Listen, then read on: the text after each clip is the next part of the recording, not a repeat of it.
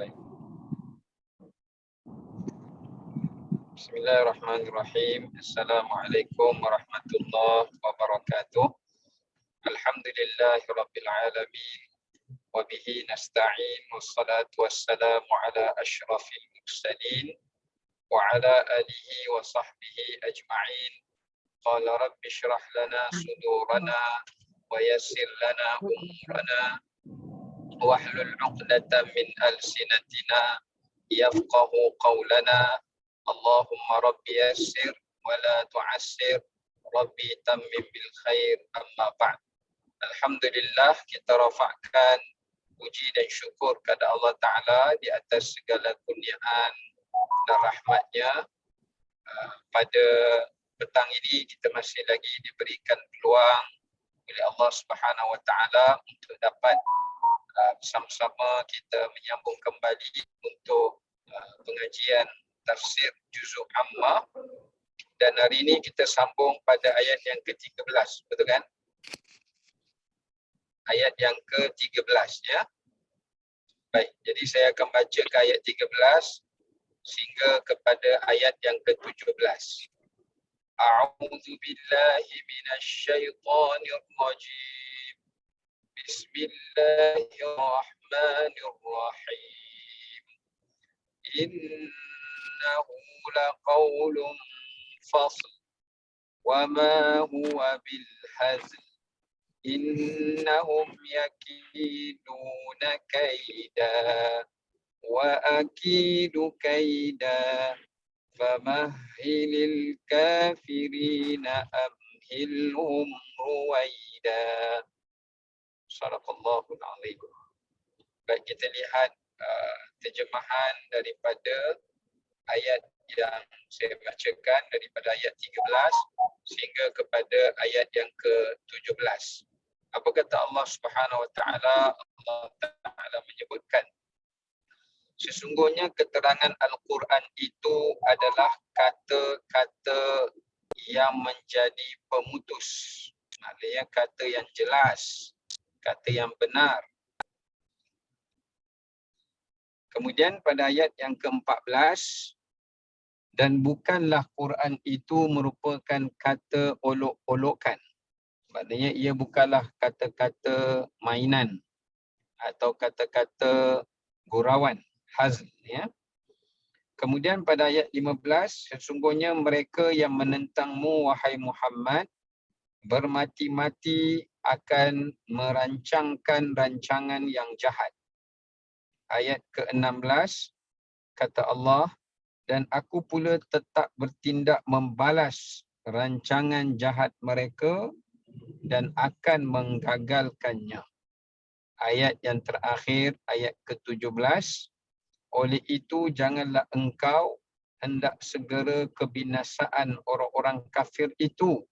Berilah tempoh kepada mereka sedikit masa. Baik. Daripada ayat 13 sehingga kepada ayat 17 yang saya bacakan tadi ya, ayat ini Allah Subhanahu Wa Ta'ala menerangkan tentang beberapa perkara penting ya, dalam beberapa perkara. Yang pertama, Ustaz tak buka video ke? Tak keluar gambar video Ustaz? Video Ustaz tak nampak?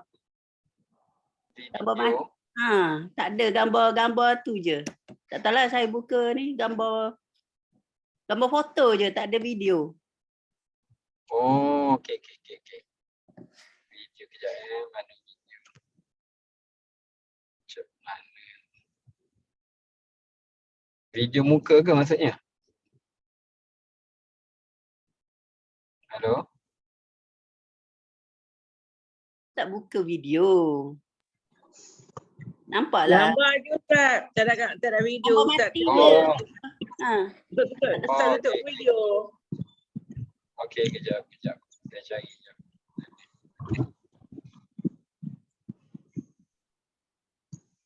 Video.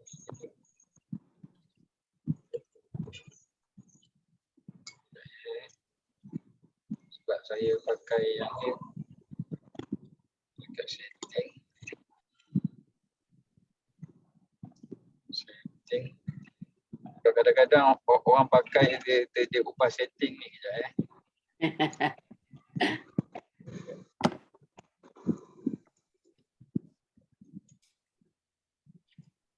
Okey. Play join. Stop.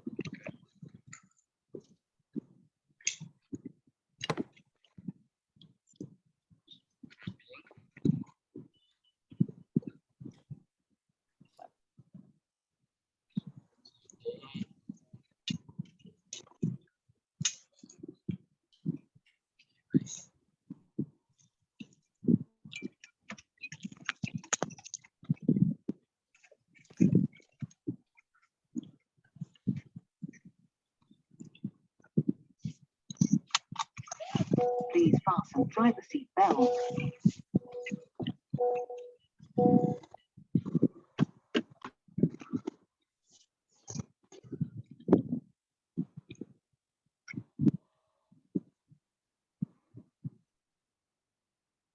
Okey, dalam ayat yang Allah Ta'ala sebutkan ini, Allah Ta'ala terangkan tentang beberapa perkara. Yang pertama, Allah menerangkan tentang Al-Quran adalah merupakan kata-kata yang benar.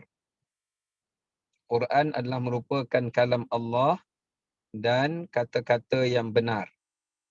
Maknanya daripada ayat yang ke-13 sehingga ayat ke-14, Allah Ta'ala bersumpah dengan Al-Quran.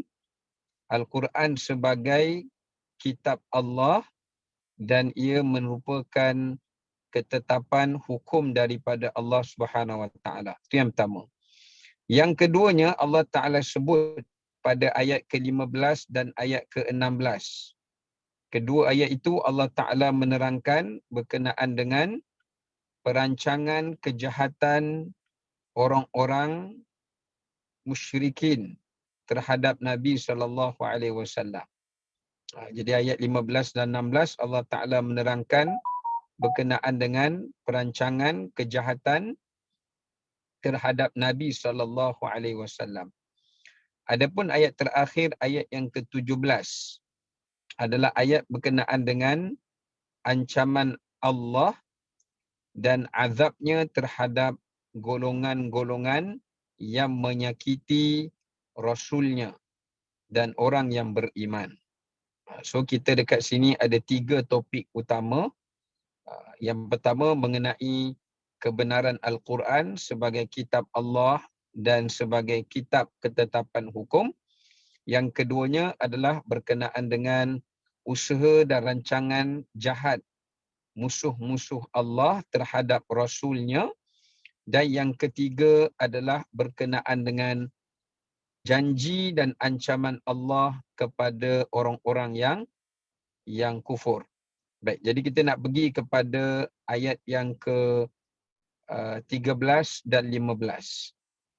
Pertama sekali pada ayat ke-13, ayat ini Allah Ta'ala menerangkan sifat bagi Al-Quran. Ya, selain daripada Quran itu adalah kalam Allah, Quran itu adalah merupakan kitab Allah dan merupakan kitab syariat yang membawa keterangan-keterangan hukum.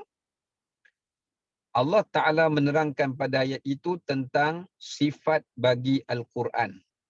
Ya, sifat bagi Al-Quran. Baik. Yang pertama dekat sini, ayat ini menunjukkan kepada kita bahawasanya wajib untuk beriman Al-Quran sebagai kalam Allah. Wajib untuk mengimani Al-Quran sebagai kalam Allah. Yang kedua, wajib beriman bahawasanya Al-Quran itu adalah merupakan kitab yang terakhir. Sebab bila kita sebut tentang keimanan terhadap Quran, para ulama mengatakan keimanan terhadap Quran tu dalam beberapa perkara. Yang pertama, mengimani Quran itu daripada Allah dan ia kalam Allah. Ini yang pertama yang saya sebut tadi. Yang keduanya adalah mengimani bahawasanya Al-Quran itu adalah merupakan kitab yang terakhir. dan tidak ada kitab selain daripada Al-Quran sampai qiyamah. Yang pertama, siapa dakwa Quran bukan kalam Allah, rekaan manusia ke siapa ke apa, kufur. Yang kedua, jika seseorang tu beriman Quran tu kalam Allah, tapi dia kata ada kitab sesudah Quran, juga kufur. Sebab Quran adalah merupakan kitab yang terakhir. Yang ketiga adalah dia wajib mengimani bahawasanya, wajib untuk dia mengimani bahawasanya Al-Quran itu adalah merupakan Al-Quran itu adalah merupakan meyakini, minta maaf, mengimani dan meyakini semua kandungan dalam Al-Quran itu adalah benar. Ya, adalah benar. Dzalikal kitab la raib fi.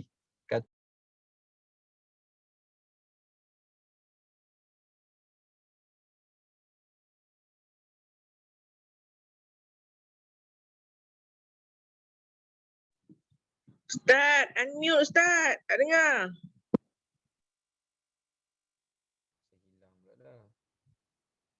Kitab yang tidak boleh diragukan. Jadi dekat sini menunjukkan pada kita bahawasanya tiga perkara ini wajib diimani. Wajib dari sudut asal.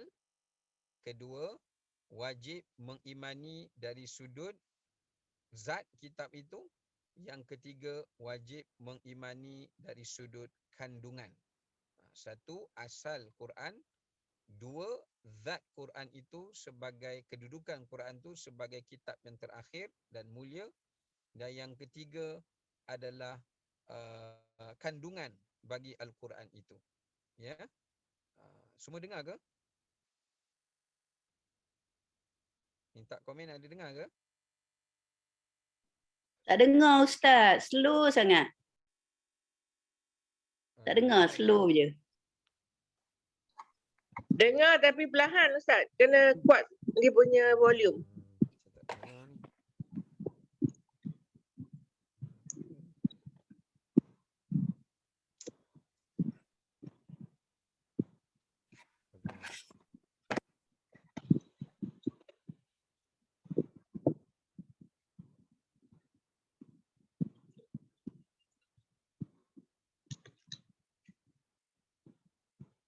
Hello. Okey, dah dengar dah. Ya, dengar. Okey, dengar Ustaz. Itu yang pertama. Yang keduanya, Allah Subhanahu Wa Taala menerangkan kepada kita sifat Al-Quran. Sifat Al-Quran salah satunya kata Allah Al-Fasl. Kalimatul Fasl. Faslun dekat sini memberi kepada dua maksud. Ini kita nak tahu apakah peranan Al-Quran. Selain daripada kita mengimani Quran itu kalau Allah, tapi apa fungsi Quran dan apa peranan Quran. Yang pertama, Quran itu disebut kalimatul fasl. Apa makna al-fasl? Al-fasl ni maknanya yang memisahkan di antara yang benar dan yang salah. Sebab tu hari kiamat juga diberi nama Yaumul Fasl. Hari Al-Fasl. Apa makna Al-Fasl? Iaitu Allah Ta'ala akan memisahkan di antara orang beriman dengan orang yang tidak beriman. Ya, orang beriman diletakkan tempatnya dalam syurga dan orang tidak beriman diletakkan tempatnya dalam neraka. Ya. So maknanya dekat sini Quran itu fungsinya bila kita membacanya, bila kita memahaminya, bila kita mempelajarinya, Quran membantu kita untuk memisahkan diri kita daripada kekufuran. Quran mengajar kita memisahkan diri kita daripada kesyirikan, daripada kejahatan, daripada kesesatan, daripada kemaksiatan. Itu fungsi memisahkan dekat situ. Yang kita nak kena faham daripada fungsi Quran. Ya, baik. Dia berbeza dengan Furqan. Ada orang tanya apa beza Faslun dengan Furqan. Furqan ni nama fungsi Quran juga. Tapi Furqan tu maknanya Quran menunjukkan kepada kita perbezaan. Menerangkan pada kita apa beza tauhid dengan kufur. Tu Furqan. Apa beza baik dengan jahat. Apa beza syurga dengan neraka? Tapi faslun ni iaitu memberi kata putus kepada kita. Maknanya kalau kita berpegang dengannya, membacanya, mengamalkannya, dia memberi kita kekuatan untuk membuat keputusan, membuat ketetapan untuk kita menjauhkan kufur, menjauhkan daripada syirik, menjauhkan daripada kejahatan, menjauhkan daripada kesesatan, menjauhkan daripada kemaksiatan. Itu makna fasl. Ya. Yang kedua, faslun ini juga memberi kepada makna terang dan jelas. Ya, bayan, nyata, jelas dan terang. Fungsi kedua Al-Quran, Quran Allah turunkan adalah bukan sekadar untuk kita baca sebagai satu ibadah mendekatkan diri pada Allah. Tapi fungsi Quran lebih besar daripada itu, bukan sekadar untuk memberikan pahala. Allah berikan pahala, tetapi fungsi Al-Quran adalah untuk memberikan penerangan, penjelasan. Ya, sebab itu Al-Quran Allah Ta'ala berikan untuk memberikan keterangan kepada manusia.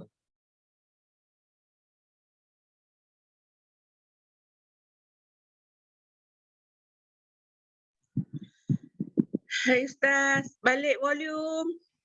Aduh. Okay, sorry.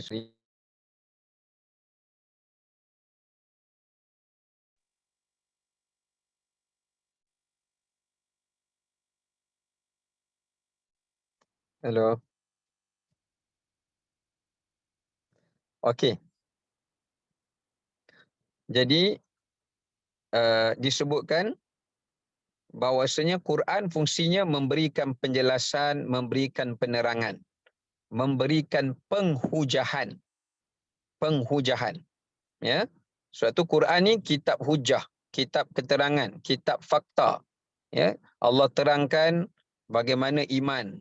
Apa itu iman? Allah terangkan apa itu kufur. Allah terangkan apa itu perkara ghaib. Allah terangkan apa itu kebatilan. Allah terangkan apa itu kebaikan, ma'ruf, dan Allah terangkan juga apa itu kemungkaran dan dasar-dasarnya, maka Allah perjelaskan dalam Quran.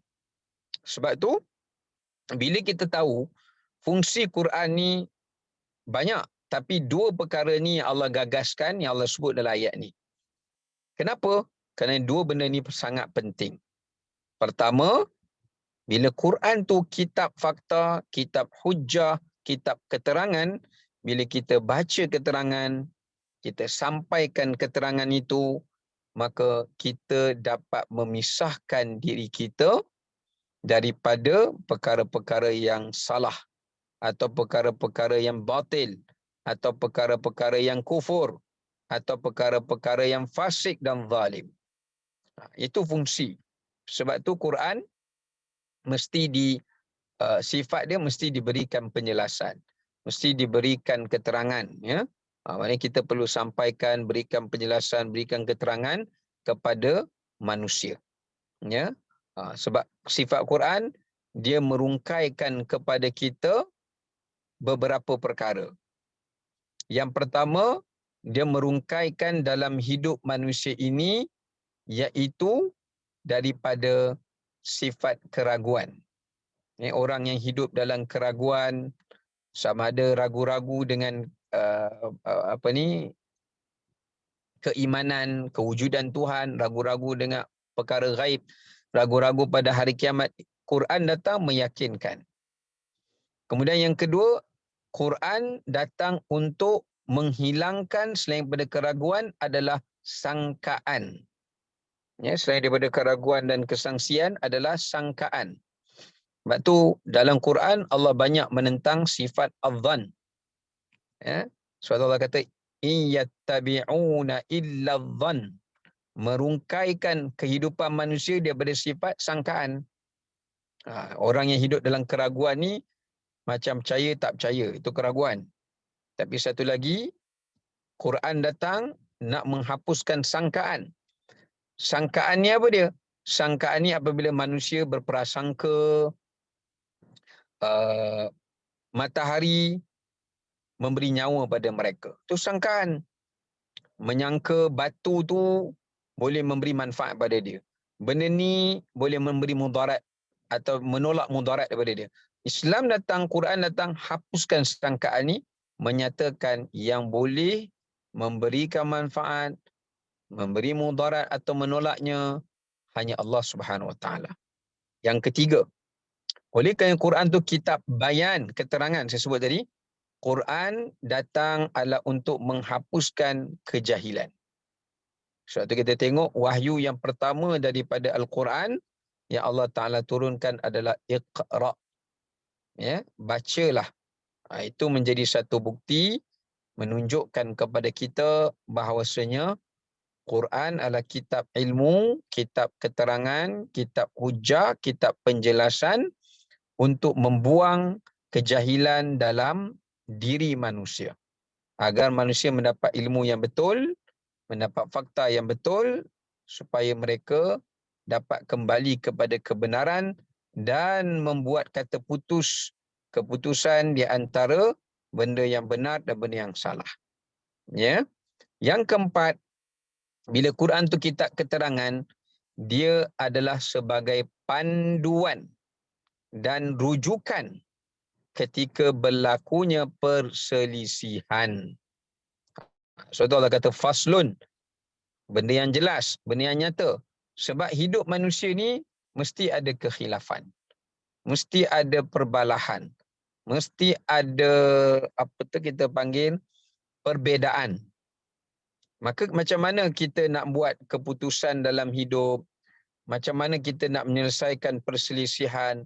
Macam mana kita nak menyelesaikan perbezaan? Quran ajar kita berpandukan kepada dalil dan hujah. Itu Quran ajar kita. Ya, iaitu Quranlah yang menjadi pedoman dia. Quranlah yang menjadi pedomannya. Quranlah yang menjadi rujukannya. Maka sebab tu bila Allah kata innahu laqaulun fasl, maknanya jadikanlah Quran sebagai rujukan kamu, sebagai panduan kamu, sebagai pedoman kamu ketika dalam kehidupan urusan hidup kamu atau apabila berlaku kekhilafan atau perselisihan di antara kamu. Okay, baik. Kemudian pada ayat seterusnya Allah kata wa ma huwa bil hazl. Lepas Allah isbatkan, menetapkan kedudukan Quran, Allah membuat penafian. Apa penafian yang Allah Ta'ala buat? Iaitu Allah Ta'ala menafikan Quran ini bukanlah kata-kata olok-olokkan. Bukan kata-kata kosong, bukan cerita dongeng, bukan syair, apatah lagi jampi, apatah lagi sihir, tidak. Ya. Sebagaimana orang-orang musyrikin memperolok-olokkan Al-Quran. Mereka kata itu adalah syair, mereka kata itu adalah sihir, mereka kata itu adalah jampi, mereka kata itu adalah asatirul awwalin, cerita-cerita dongeng.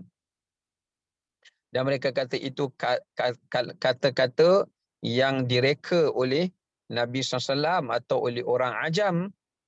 Maka Allah nafikan semua. Allah kata wa ma huwa bil hazl.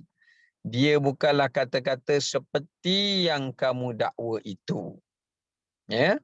Maknanya tadi Allah tetapkan kedudukan Quran, sekarang Allah menafikan sebarang unsur-unsur yang cuba untuk menjatuhkan atau merendahkan atau menolak kedudukan Al-Quran dan kebenarannya. Ya, itu maksud wa ma huwa bil hazl. Baik, itu satu perkara. Maknanya apa kat sini? Maknanya nak menggambarkan dan nak menunjukkan kepada kita bahawasanya, nak memperjelaskan kepada kita bahawasanya agama dan isi kandungan Quran, keterangannya, hukum hakamnya, ia tidak boleh dijadikan sebagai alat gurauan ataupun persendaan. Berdasarkan kepada ayat yang ke-14 inilah menunjukkan kepada kita bahawasanya tak boleh mempersendakan Allah dan Rasul. Tak boleh mempersendakan agama. Tak boleh mempersendakan Quran. Tak boleh mempersendakan keterangan dalam Quran walaupun sebahagian daripadanya ataupun satu ayat daripadanya, apatah lagi keseluruhannya. Tak boleh. Kerana semua perkara-perkara itu jika berlaku, dia boleh membawa kepada kufur. Ia boleh membawa kepada kesyirikan. Kerana yang mempersendakan Quran, yang mempersendakan keterangan Quran dan sebagainya, melainkan mereka tu orang-orang yang kufur, ingkar, angkuh, sombong dan takabur. Ya, dan takabur. Maka di sini Allah Ta'ala memperingatkan kepada orang-orang musyrikin, kepada golongan-golongan munafikin yang menzahirkan iman tapi mereka memperolok-olokkan azab Allah, main-mainkan ancaman Allah atau penjelasan Allah dan Rasulnya kepada diri mereka, maka Allah Subhanahu Wa Taala memberikan peringatan kepada mereka tentang semua yang disampaikan penjelasan dalam Quran mengenai perintah-perintah Allah ataupun mengenai ancaman-ancaman azab Allah, melainkan semuanya itu adalah perkara yang benar dan ianya mesti diambil pengajaran dan peringatan dan mesti manusia menjadikan ia sebagai satu panduan dalam kehidupan mereka. Ya, maka kat sini itu pengajaran yang boleh kita ambil, iaitu tidak boleh mempermainkan atau mempersendakan Al-Quran atau keterangannya atau agama dan Allah dan Rasulnya. Allah dan Rasulnya. Baik. Kemudiannya, dekat sini juga menunjukkan kepada kita bahawasanya mengenai tentang Al-Quran, bila Allah Ta'ala sebut wa ma huwa bil hazli, bukanlah Quran itu merupakan satu gurauan. Ini tafsiran yang kedua. Yang pertama, tak boleh mempersendakan Quran, agama dan sebagainya lah. Yang keduanya, iaitu sebaliknya kita kena ambil pengajaran dan peringatan lah. Itu pengajaran dia. Yang kedua, wa ma huwa bil hazl, maknanya janganlah kamu mempersendakan. Mempersendakan kat sini iaitu mempersendakan bukan dari sudut menghina Quran tu, tapi mempersendakan di sini iaitu dalam erti kata janganlah kamu bermain-main. Hazl kat sini, jangan kamu bermain-main dalam kamu memberikan makna atau penjelasan Al-Quran. Itu ada satu tafsiran yang berbeza. Kerana ada sebahagian mereka ambil keterangan-keterangan ayat Al-Quran, lalu mereka memberikan makna, memberikan tafsiran mengikut hawa nafsu mereka. Seolah-olah mereka mempermainkan, mempergunakan, memperalatkan ayat-ayat Quran itu untuk kepentingan nafsu mereka atau untuk kepentingan diri mereka. Ini juga wama huwa bil hazl, sebagaimana yang telah dikerjakan atau dilakukan oleh golongan-golongan ahlul kitab. Seperti mana dilakukan oleh golongan ahlul kitab, iaitu Yahudi dan Nasara. Mereka gunakan kitab-kitab Allah untuk kepentingan diri mereka. Mereka ubah ayatnya, mereka tukar. Kalau mereka tak ubah, tak tukar pun mereka sembunyikan. Kalau tidak pun mereka menyalah tafsirkan. Menyalah tafsirkan ayat-ayat yang terdapat dalam kitab-kitab yang telah diberikan oleh Allah Ta'ala kepada Rasul-Rasul Bani Israel. Maka alhamdulillah. Maka ini juga memberi kepada maksud jangan kamu mempermainkan Quran dari sudut kamu menerangkannya, memperjelaskannya, menafsirkannya, mengolahnya atau menyembunyikannya. Jadi dekat sini Allah berikan satu konteks ancaman. Satu, Allah ancam orang-orang kafir atau orang-orang munafik kerana menganggap pengajaran, peringatan, penjelasan, keterangan dalam Quran ni satu benda yang main-main. Tak perlu kita ambil faedah, tak perlu kita takut, tak perlu kita ambil peringatan dan sebagainya. Itu satu perkara. Satu perkara lagi, peringatan Allah kepada Ahlul Kitab, yakni Yahudi dan Nasara, janganlah mereka cuba untuk memperalatkan Quran dengan permainan sebagaimana yang pernah mereka lakukan kepada kitab-kitab Allah Ta'ala yang lain, iaitu di dalam dalam kitab-kitab yang terdahululah, Zabur, Taurat, Injil dan seumpama dengannya. Okey. Sekarang ni kita nak masuk pada ayat yang berikutnya. Allah Ta'ala terangkan pada ayat 15 dan ayat 16 untuk tajuk yang kedua. Kata Allah Ta'ala, innahum yakiduna kaida wa akidu kaida. Okay, setelah Allah Ta'ala terangkan tentang Al-Quran, Allah terangkan tentang perancangan dan usaha jahat orang-orang musyrikin terhadap Nabi SAW. Ya, baik. Kat sini satu pengajaran yang sangat cantik. Allah kata, innahum yakiduna kaida. Allah gunakan perkataan fi'il mudhari'.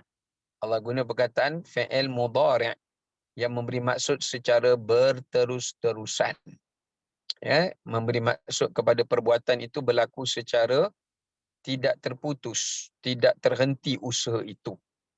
Maknanya Allah Ta'ala menerangkan kepada kita pada ayat ke-15, Allah Ta'ala jelaskan usaha mereka untuk melemahkan agamamu, wahai Muhammad, atau melemahkan Al-Quran ini tetap ada. Tetap ada. Usaha untuk memburukkan Nabi SAW, usaha untuk mereka memperdayakan manusia supaya meragukan Quran, usaha untuk mengubah Quran, semua usaha-usaha ini ada. Usaha untuk menakut-nakutkan tentang agama Islam ini ada. Usaha ini tetap akan ada sampai hari kiamat, mesti akan ada. Yang mana sekarang hari ini dipanggil sebagai istilah Islamofobia. Usaha itu memang ada, kata Allah Ta'ala. Sebab itu Allah guna perkataan fi'il mudhari'. Maknanya ia bukan satu perkara yang berlaku di zaman Nabi SAW sahaja. Tapi ia juga akan berlaku sesudah daripada kewafatan Nabi SAW di masa-masa yang akan datang. Ya, baik. Kemudian kita lihat kat sini. Kita nak lihat satu pengajaran yang penting dekat sini, ada beberapa perkara. Yang pertama saya sebut tadi, usaha mereka untuk menjauhkan manusia daripada agama Allah atau daripada Quran itu sendiri. Ya. Kat sini menarik, lepas Allah cerita tentang Quran, Allah Ta'ala bawa kita cerita tentang usaha tipu daya orang-orang musyrikin untuk menjauhkan manusia daripada dakwah Nabi SAW. Baik. Kat sinilah menunjukkan pada kita usaha yang pertama, ya. Usaha yang pertama untuk mereka ataupun tipu daya mereka yang pertama yang mereka akan lakukan apa dia? Iaitu menjauhkan manusia daripada Al-Quran. Itu the first important thing. Lama tak cakap bahasa Inggeris kan. The first important things yang mereka nak jauhkan manusia daripada kebenaran, mesti jauhkan manusia daripada Al-Quran dahulu. Sebab Quran induk dia. Quran adalah dasarnya. Kerana Quran kitab ilmu, kitab keterangan, kitab hujah. Bila manusia tak ada ilmu, mereka jahil. Bila manusia tak dapat keterangan, mereka akan ikut nafsu. Bila mereka tak ada panduan, mereka tak ada pedoman, mereka akan ikut nafsu. Atau mereka akan mengikut teman-teman mereka yang tak baik. Atau mereka akan merujuk kepada orang-orang yang jahil, ya, dan sebagainya. Maka perkara yang pertama, tipu daya yang mereka akan lakukan adalah menjauhkan manusia daripada Quran. Itulah kalau kita baca dalam beberapa ayat Quran Karim, Allah Ta'ala disebut, وَقَالَ الَّذِينَ كَفَرُوا لَا تَسْمَعُوا لِهَذَا الْقُرْآنِ وَالْغَوْا فِيهِ لَعَلَّكُمْ تَغْلِبُونَ. Ya, dalam firman Allah Subhanahu wa Ta'ala, Allah Ta'ala ada sebut, ya, di mana Allah Ta'ala ada sebut mengenai firman Allah Subhanahu wa Ta'ala ini dalam surah tu surah apa ya? Dalam surah Fussilat. Ya, surah Fussilat pada ayat yang ke 26. Ya, ayat yang ke 26. Yang mana orang kafir kata, kita jangan bagi manusia mendengar Quran. So macam mana kita nak elakkan daripada mereka mendengar Quran? Caranya walghaw fihi. Kita kena buat perkara-perkara yang melarakan. Perkara-perkara yang melarakan atau perkara-perkara yang melalaikan manusia. Ini ciri-ciri dia. Buat benda-benda yang banyak unsur-unsur hiburan, keseronokan. Jadi kesedaran manusia ataupun perhatian manusia terhadap Al-Quran itu akan berkurangan. Ya, sebab tu mereka kata la'allakum taghlibun. Supaya dengan cara ini saja kamu akan menang dan kamu akan berjaya.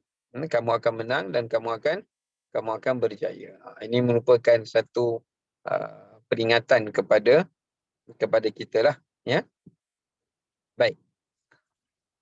Tapi kalau kita tengok dalam Quran sendiri, tipu daya yang telah dibuat oleh orang-orang musyrikin sebagaimana yang Allah Ta'ala nyatakan dalam Quran ni ada dalam beberapa bentuk. Ya, tipu daya ni ada dalam beberapa bentuk. Yang pertama kita lihat datang dalam bentuk usaha mereka, ya. Usaha mereka adalah untuk memburukkan ataupun menjauhkan manusia daripada keterangan-keterangan yang disampaikan oleh Nabi SAW melalui Quran. Yang pertama, usaha mereka adalah mereka cuba menyerang konten, kandungan yang dibawa oleh Nabi SAW. Macam tadilah, mereka kata kita buat benda lara. Lepas tu dalam Quran Allah sebut mereka kata Quran ni kitab syair lah. Mereka kata Quran ni kitab jampi lah. Mereka kata Quran ni kitab sihir lah. Mereka kata Quran ni kata-kata syaitan lah. Sampai Allah kata wa ma huwa biqauli syaitanir rajim. Quran ni bukan kata-kata syaitan. Dan mereka kata Quran ni cerita-cerita mengarut lah, asatirul awwalin. Mula-mula usaha mereka cuba jauhkan manusia daripada kandungan Quran. Cara macam mana? Mereka reka, fitnah atau andaian dan tuhmahan atau pendustaan kepada manusia supaya jauhkan diri mereka daripada Quran. Dengan alasan-alasan yang saya sebut tadilah. Ya, seperti mana yang Allah sendiri sebut dalam Quran. Tapi Quran kan kita dah sebut tadi, Allah kata faslun. Dia bukan kata-kata mengarut, dia bukan kata-kata syair, dia bukan jampi. Dia kata-kata yang benar, dia hujah. Bila orang musyrikin gagal menjauhkan, merosakkan, minta maaf. Bila mereka gagal meragukan dan merosakkan intipati Al-Quran, dan mereka tak akan mampu pun. Nak reka Quran pun mereka tak mampu. Allah cabar. Mereka cuba reka, tak mampu. Bila mereka gagal merosakkan konten atau intipati Quran, maka mereka mula pergi kepada tipu daya yang kedua. Ini tipu daya dalam Quran ya, yang Allah sebut tentang ayat yang kita bacakan tadi. Tipu daya mereka yang kedua apa yang Allah Taala sebutkan, bila mereka gagal merosakkan intipati Quran, mereka berusaha apa dia? Berusaha dengan menggunakan cara apa? Iaitu dengan cara yang halus. Iaitu menyakiti orang-orang yang beriman dengan Quran. Dengan cara apa? Dengan cara mereka melakukan muqata'ah, pemboikotan. Sebab tu Nabi SAW pernah mengalami fasa pemboikotan ketika mula-mula dakwah Nabi SAW di bumi Makkah. Lalu mereka boikot, jangan jual beli, jangan bercakap, jangan berurusan, jangan berurus niaga. Dari segi ekonomi lah ya, dari segi ekonomi dan sosial. Ya. Maknanya selepas daripada mereka gagal untuk melemahkan kandungan Quran, apa yang mereka buat? Dinamakan sebagai sekatan. Mereka sekat Nabi dakwah, mereka tak bagi ruang Nabi dakwah, mereka tak bagi berjual beli, mereka tak bagi berurus niaga, mereka tak bagi untuk berkawan, semua diorang sekat. Bila gagal juga untuk proses yang kedua ini, barulah mereka pergi kepada proses yang terakhir. Yang Allah Ta'ala sendiri sebut dalam Quran.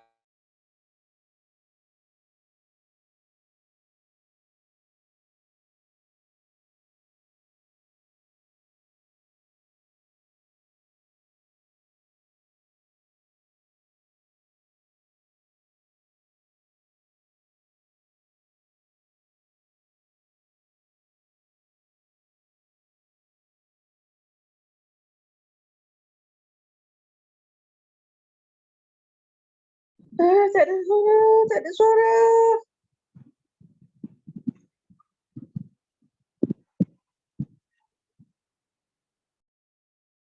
Ustaz.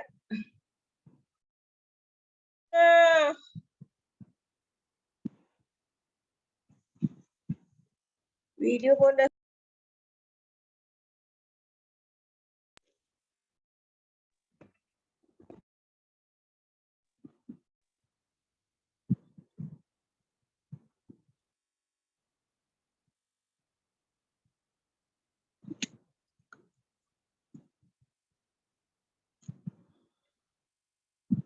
Ustaz mute, Ustaz.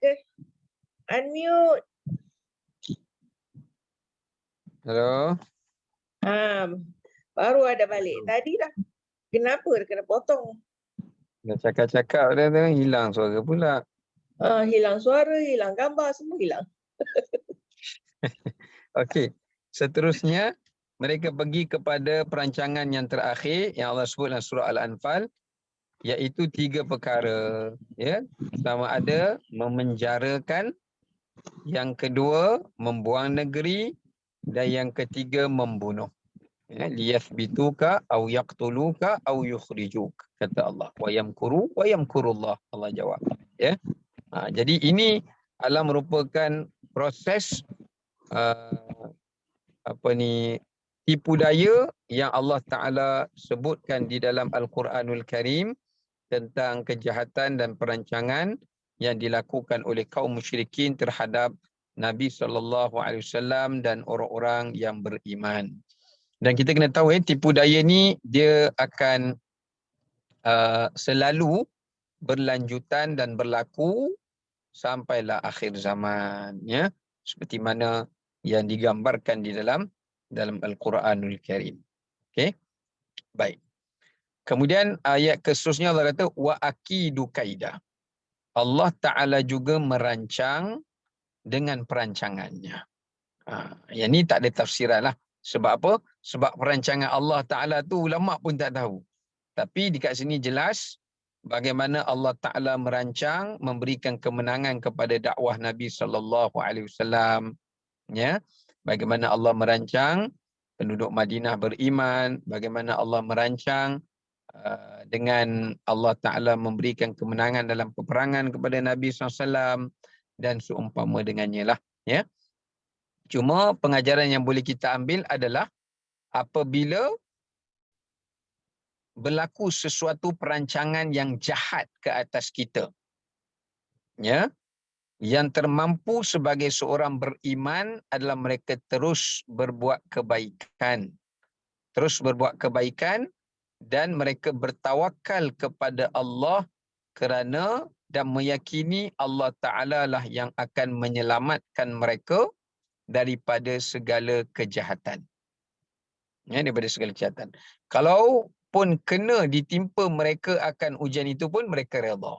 Kerana mereka tahu itulah yang dipilih oleh Allah ke atas mereka. Ya. Kalau tidak, tidaklah. Ya. Kalau Allah selamatkan, Allah berikan perancangan Allah yang lebih baik mendahului mereka, maka pasti perancangan Allah Ta'ala tu mendahului segala bentuk kehendak dan perancangan yang lain. Maka kat sini Allah yakinkan Nabi SAW, wa akidu kaidah. Kat sini memberi pengajaran kepada kita apa dia?